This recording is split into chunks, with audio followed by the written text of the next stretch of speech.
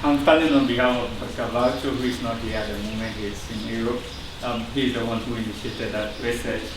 And it's alfalfa in Sandpoint trial. As we know, alfalfa is a major forage crop in Wyoming. And so it's very important to screen varieties to know which ones would best suit Wyoming conditions, especially as we are doing it in Sheridan. So it's just a variety trial. We have 17 varieties of alfalfa and 3 varieties of Sandpoint. Sandpoint is a relatively underexplored crop, but it has good potential, especially it doesn't cause bloating in cows. So once you're able to get screen out varieties that are very good for conditions of Wyoming, I think with time at some point it's going to, production is going to boost up.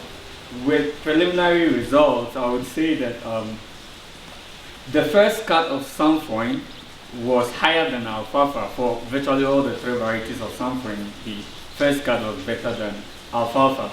However, in good years with alfalfa, you can have second cut, and you can have a very decent second cut. So in general, if you are talking about the first cut and second cut, then alfalfa relatively did better. But for just the first cut, if you compare their first cut, then we saw that Sandpoint did relatively better. I think we haven't really gone down to test the quality analysis, the protein and other digestibility and all. We are yet to do that, and as we do them, we'll communicate that to everyone. Right, any questions?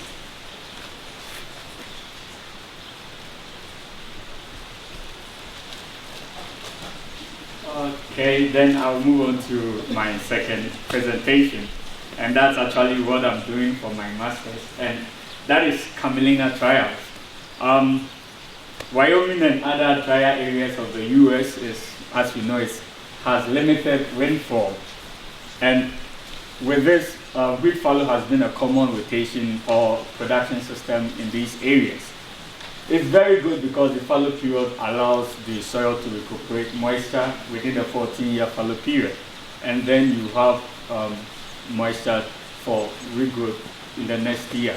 But the system is in general not very economical, so that raises the need to improve the profitability of the cropping system. And so we wanted to see how camelina could be incorporated into the cropping system. Why camelina? Because it has such unique agronomic qualities. It has a short growing season, about 70 to 100 days. You have a camelina fully matured, and also it's able to do well under marginal conditions. It's drought tolerant, so with shallow root system. So these unique features make camelina a good option. Canola is well adapted in this area, but canola has a very deep root system, and it's also prevalent to flea beetle, so it makes these productions a bit challenging. Alfalfa, as I earlier mentioned, you can't incorporate alfalfa into rotation sequence. Why? Because it has allelopathic intervention that kind of restrict the yield and other parameters of the subsequent crop that is grown. Besides, it also has a very deep root system. So we are looking at camelina, and we have 3 cropping systems.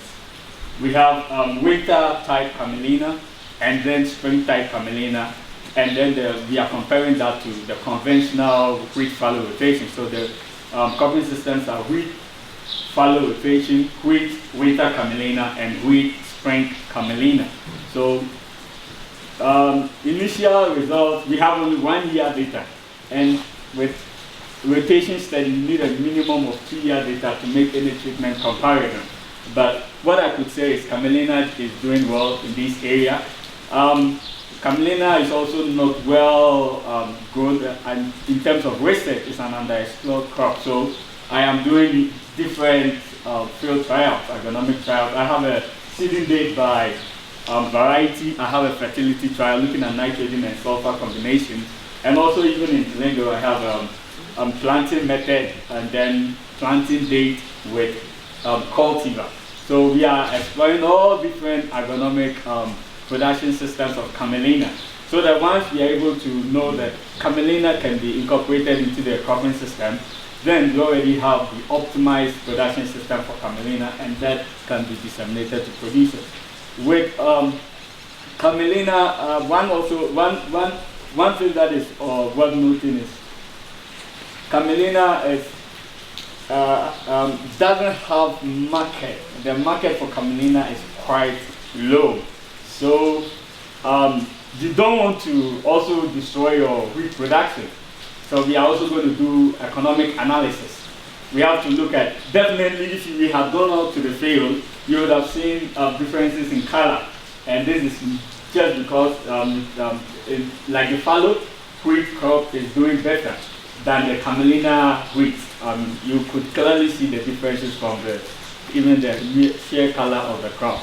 So we have to do economic analysis. We need to set up a minimum threshold of wheat yield so that we know that to be able to say the system is worth it. And then once those are done, we will be able to provide a useful information. Again, I'm looking at taking enormous data, looking at weather data, looking at different phenological data.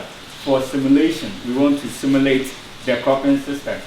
By simulating the cropping system, it means that you'll be able to make viable predictions under different conditions. This is for Sheridan, but when you're able to do the simulation, you can be able to make predictions for growers at every location.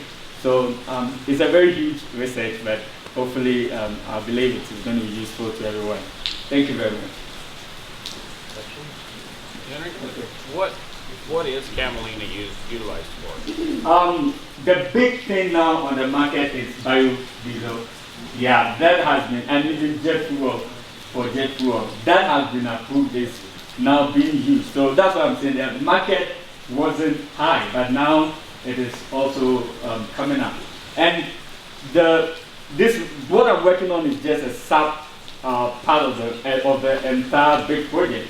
The main project, the other objectives are looking at other alternative uses of camelina. It could be used as stickers, glue, and all these things. So they are optimizing the production for camelina, like bioproducts, refinery products, so that we could enhance camelina production.